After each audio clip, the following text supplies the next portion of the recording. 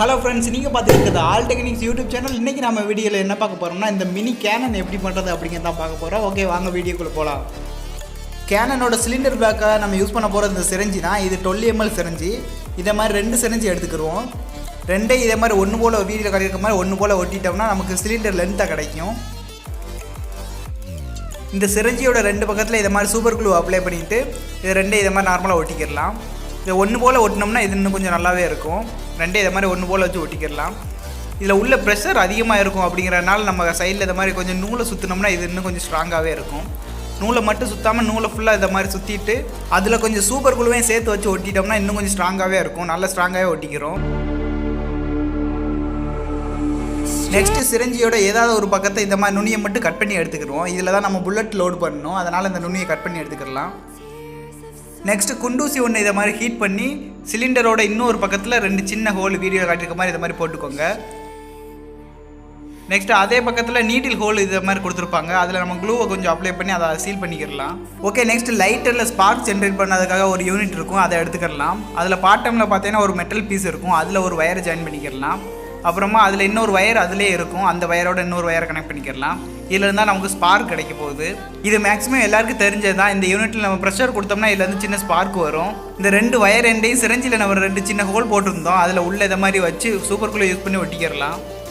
Next wheel setup ready பண்ணிடலாம். Wheel செட்டப்புக்காக நான் 2 gear motor எடுத்திருக்கேன். இது ரெண்டே ஒன்று போல் ஈக்குவலாக வச்சு ஒரு சின்ன ஐஸ் குச்சியால் இதை மாதிரி வச்சு சூப்பர் க்ளூ யூஸ் பண்ணி ஒட்டிக்கிடலாம். ஓகே, அவ்வளோதான். வீல் செட்டப் முடிஞ்சு. இப்போ இதோட சென்டரில் நம்ம சிலிண்டரை வச்சு ஃபிட் பண்ணிடலாம்.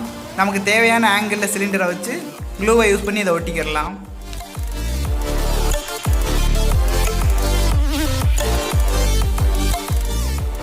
இதில் நம்ம புல்லட்டுக்காக யூஸ் பண்ண போகிறோம் பார்த்தீங்கன்னா இந்த சிரஞ்சியில் உள்ள ஒரு ரப்பர் செட்டப் இருக்கும்.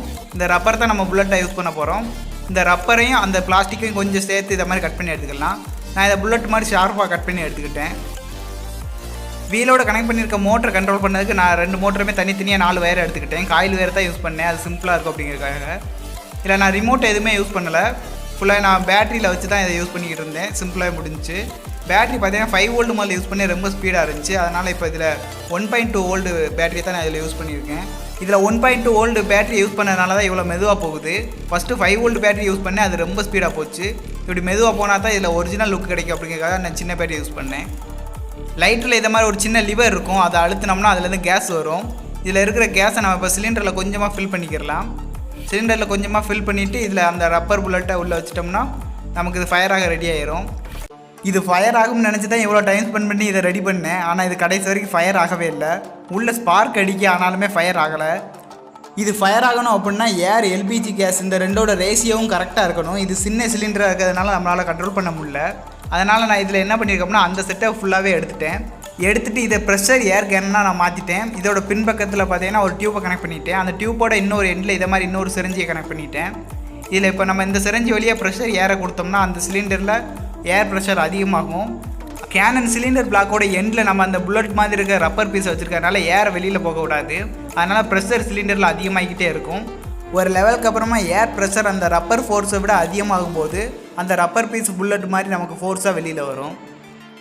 ஓகே, இப்போ செக் பண்ணி பார்த்துடலாம். இந்த ஃப்ரீயாக இருக்க சிலிண்டரில் ஏரை செக் பண்ணி அதை அந்த டியூப் வழியாக ஃபோர்ஸாக நம்ம கொடுப்போம்.